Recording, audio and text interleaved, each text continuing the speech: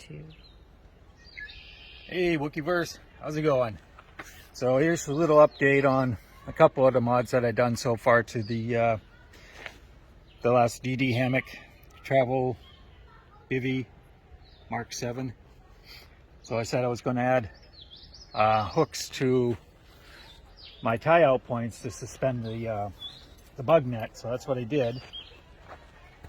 I just got some real cheap hooks and put them on the end of the bungee. And then I put little bungee loops through the sleeves that come with the hammock. So it makes attaching it real easy. And I can do any configuration really quick. So I can go from here over to here like that with no problem. Go to the single tie out if I want to do a single. Just like that. And I don't have to change anything around really. It's just moving them. And this takes a lot of the stress off of the seams of the hammock because all this is elasticated cord. So that works out real well. I did that to both ends. And I'm liking that setup a little bit better. It's almost giving it an old Vietnam jungle hammock kind of look to it. And then this weekend I'm going to try out the one wind underquilt. See how this works out. And it looks pretty complicated, but actually it's real simple. All the one underquilt gets held on by this little carabiner, and they just, each piece just right here. You just take it up here and snap it into the carabiner.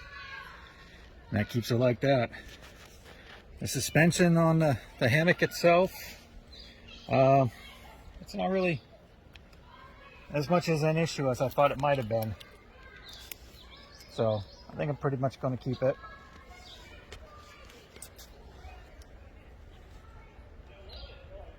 And it's working out really good so far. Getting a nice hang under here.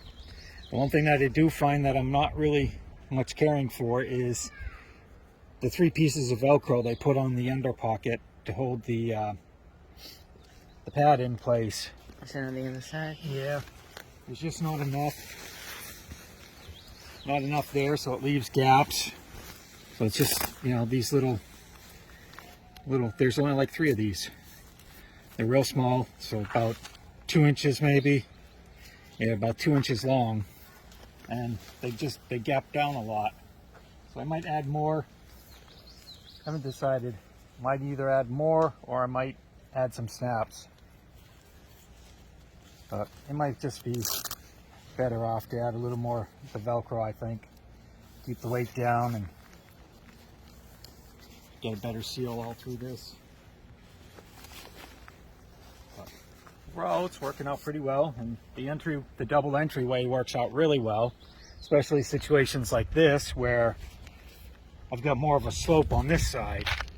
So getting in and out this way will be it's doable, but it's not bad. But sometimes it feels safer just get in on the other side. And the other cool thing is when you're in like this, all you gotta do is pull this down because it's on bungees, and it takes all the stress off the seams, and you can zip right up because the bungee pulls it right down and then snaps it back up into place. So What was there before? on what? You're saying the bungee. You mean this piece right here? Yeah. Yeah. So. Well, the whole thing, because this is a bungee cord here. And that was the original. Yeah, that was the original cord. I just added these hooks to it, and then I added these little loops, these little bungee loops right here. Oh, okay. Now I get what you're saying. Yeah, these are bungee loops, and they just remove some of the stress that goes onto the seams. So if the wind blows, you know, when I get into it, I put a lot of pressure on it because of getting in.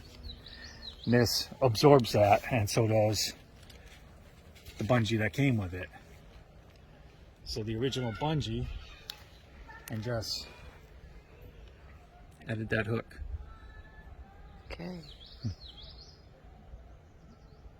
And that hook just... Did you get those on Amazon? No, actually, the the one wind gear hammock that I tried to make a lightweight hiking seat out of, and we were doing that one like a few years ago. Yeah, the one that ripped. Yeah, the one that ripped. So I just took the hooks off of that. Oh, cool. And reused them.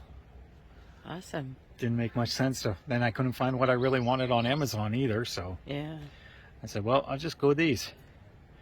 I just tied a couple knots in it and slid them in. But as you see, One Wind likes this kind of hardware, just plastic hardware that they use.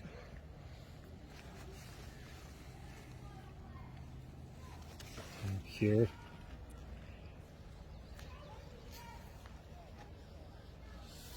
So, yeah, so far it's working out pretty well. Like I said, that's the next issue that I'm seeing with it. It's just this sag right here.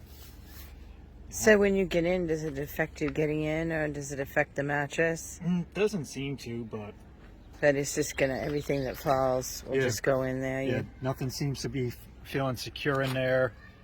You know, the red squirrels can go up in the tree and try to slam a dunk in there. Yeah, I'm sure I'll have a sugar glider or flying squirrel leap out of the branch, land here, and then go underneath, no problem.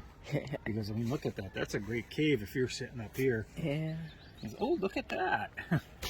And we go. You know, Rocky don't care. He'll try it. So we were at a campground on Memorial Day weekend in Tamworth, New Hampshire. Tamworth, New Hampshire.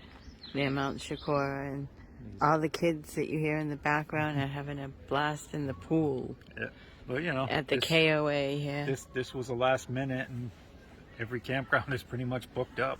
Yeah, we had to go KOA.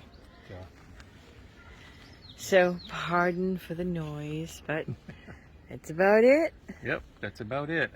All right. All right.